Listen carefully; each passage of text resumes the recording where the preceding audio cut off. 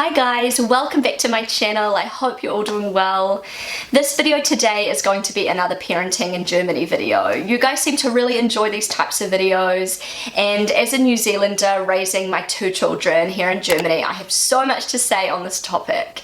And this video is going to be a really open and honest video. I like to be real on my channel. I like to be vulnerable, and I don't want to share just the good things about life in Germany, because there's a lot of really great things about living in Germany, but there's also a lot of challenges that come with living here as a foreigner, as a New Zealander. I know that I have a lot of German parents who watch my videos, so I think a lot of the things I will be talking about won't apply to you. Like, you probably can't relate because you've grown up in Germany, but I really think some other expats will be able to relate to some of the things I talk about. Okay guys, so one of the things that I find so hard about raising my kids in Germany as a New Zealander is the fact that so often I feel really confused and just kind of lost when it comes to, you know, the social norms, kind of like how life works as a kid in Germany. If that makes sense, I probably didn't explain that very well. So I know what it's like to grow up in New Zealand. I know what kindergarten's like in New Zealand, what school's like, you know, primary school, high school,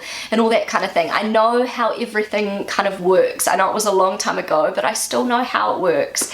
And in Germany, I don't know how anything works. So for example, my little girl Amelia, she is starting school next month, and there's so much preparation that goes into, you know, preparing them for school, and I just have no idea like what is going on, what is normal, what is not. I didn't even know that kids had to have a Schultüte, which is like this big cone full with like presents for the kids. So this is something that I have to organize right now. I just was not aware of it, and you know, Amelia kept going on about like a Schultüte, and I was like, what is she talking about? You know, these kind of things that other German parents just take for granted, and they know exactly what's going on because it's kind of like a tradition in Germany. I have no idea. I'm just like, what do I do? What kind of bag do I buy? What does she take for lunch to school? What is normal in Germany? That kind of thing. And my husband Rob, he grew up in Germany, he went to school here, but sometimes I feel like he forgets that I didn't grow up here. Like, he doesn't forget obviously, but he presumes that school is the same in New Zealand. I don't know, but sometimes he forgets to tell me things, like not purposely, but for him it's just so, you know, normal what kids do here in Germany that he just thinks I think it's normal too. I don't know. I had a chat with him about it, and he said to me, you know, he really needs to kind of like explain things a little bit better to me. And in Germany, as I've talked about, there is so much paperwork for absolutely everything, and kindergarten is no exception. I feel like almost every day I go and pick up Amelia from kindergarten, I'm given some notice with all of the stuff Amelia needs to do and things she needs for, you know, the following week at kindergarten. She's a Vorschulkind at the moment, which means like she's preparing for school, so there's so many more things that they have to do, and they go on field trips and that kind of thing. And you know, the German mums and the German parents, they just know what's going on and they know what to expect. And for me, it's like a big hustle always, just trying to work out what's going on, trying to like hustle my way through the notices. You know, my husband will read them in the evening too, but I want to do things on my own, and I want to feel like I'm in control of, you know, what's going on with my kids without my husband having to, you know, tell me everything. It can be really hard. German's not my first language, you know, I can communicate okay in German, but when it comes to sort of reading in German and following instructions and that kind of thing, I struggle and I miss things. Just say Amelia's going on a kindergarten field trip, and I've received a notice that tells me everything Amelia needs to take on that field trip, and I'm pretty sure I've kind of worked it out and I've understood the whole notice, so I don't need to show Rob. You know, I want to be able to, you know, sort things out on my own. And then she gets to kindergarten, and I realise that a whole lot of things from the list I've muddled up, and I feel stupid, and Amelia kind of looks stupid, and it's like, ugh. You know what I mean? Oh man, and I'm always like the foreign mum that gets things wrong, and it often happens. It often happens, and I feel so bad for Amelia.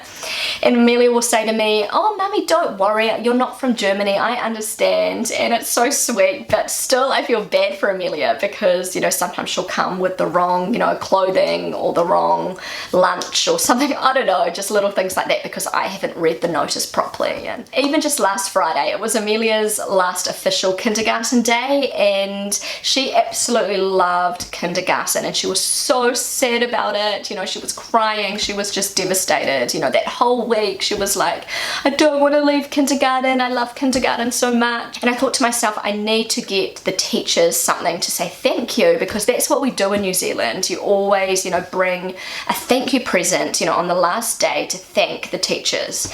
And I thought this was normal in Germany too, and I told Rob, and he was like, oh, I don't know if it's, you know, something you do in Germany, but you know, it's a nice gesture. So we organized this big basket for the teachers with wine, like 3 bottles of wine and chocolates and different types of tea, and we just filled it with lots of like yummy things. The teachers were really thankful and they looked really surprised, and I realized the reason why they're so surprised is because we were the only people that gave them a present. And you know, there's a group present that we all, you know, pitch in, and the kids make like a craft thing for the teacher, but this was like a personal present from us to the teachers. And I soon realized that that is not the cultural norm in Germany. You don't buy the teachers a present to say thank you. I almost felt a little bit kind of silly, like, does this make me look weird for giving them this huge big basket? And I saw some of the other mums like looking at me like, what the hell is going on? Why is she bringing this huge basket? This is what we do in New Zealand, so I guess I'm sharing a little part of our culture. So I don't know if you could say that was hard, but it was just kind of like, it made me think, you know, no one else gave them anything. Did we have to give them anything? But I was happy, like it made me feel happy that I thanked them. So another thing is that I feel like in Germany, a lot of the parents here are a lot more strict about what their kids wear and don't wear, as far as like protective weather gear and that kind of thing. So in New Zealand, we are a lot more relaxed with that kind of thing. It's really normal to see kids running around with bare feet out in public, and sometimes my kids in the summertime, they just don't want to wear shoes. So we'll be out and they'll like take off their shoes and give them to me, and they'll be walking around bare feet. And I get a lot of weird looks, like, how can you let your child run around with bare feet? And it feels like in Germany, bare feet is something just terrible. Like, you should never wear bare feet. I don't know what the reason for it is. Is it like, I don't know, people just don't like seeing bare feet, or they're worried that the kids are going to get glass in their feet or something like that. I don't know. I don't know why they're worried, because Germany is like the cleanest country ever. There's hardly ever any glass lying around, at least where we live. Most of the time my kids wear shoes, but sometimes they just don't feel like wearing shoes, and I'll let them just walk around without shoes. It's not a big deal. But people give me a look like, you are a terrible parent for letting your child do this. And it's just, sometimes for me, I find it a little bit, I don't know, it bothers me. And also when it comes to things like woolly hats and jackets and things like that, of course, you know, if it's snowing, if it's really cold outside, you know, it's really irresponsible if you don't put a hat on your child. I know that. But a lot of the time in Germany, when it's not even cold outside, you know, it might be cloudy or something like that, people overdress their kids. Like, they will put them in, you know, like 10 layers with a woolly hat or something like that. And I'm like, you're wearing a t-shirt, but your child is wearing a woolly hat. And especially babies, I feel like a lot of Germans, they overdress their kids. I'm probably going to get in trouble for saying that, but it's true. Obviously not all Germans do this, but I've seen so many Germans overdressing their kids. So for me, I let my child decide if they want to wear a hat or not. You know, when it's really cold in the winter, of course they have to wear a hat and, you know, a jacket. But if it's not super cold and my child is not cold, then I don't force them to wear a jacket. And you know, people will say to me, oh, your child needs to wear a hat. You know, they've got no problem telling me that my child is underdressed or something, when I don't think the child is underdressed. And it just kind of annoys me, because I know if it's cold or not. Like, it's my child, I can make the decision. You know, if it was freezing and my child was dressed inappropriately, I would understand that. But when it's just kind of like maybe a tiny bit cold outside and my kids are running around and they're hot and they're sweating, they don't have to be, you know, bundled up in all of these, you know, crazy winter clothes. I guess I just find that kind of hard sometimes, because in New Zealand things are just way more relaxed. I was brought up in New Zealand, and it's just, it can be kind of hard to adapt to the German way of doing things. And you know, I'm slowly becoming German in a lot of ways. Like, I do feel quite Germanized in many things that I do, but there's certain things where I'm like, like, no, you know, I don't want to do that. So yeah. Okay, and another thing, guys, I feel like I'm complaining so much in this video. I truly love raising my kids in Germany. These are just a few aspects of life in Germany that I find hard. But anyway, one of the things is finding friends as a mum in Germany is so hard, guys, especially if you are a foreigner like me. And I'm not talking about making friends with other foreigners in Germany. I'm talking about making friends with German mums in Germany. It is virtually impossible. But in saying that, I do have a couple of really lovely German mum friends, which it's taken me a long time to make these friends, but I do have some really precious German mum friends.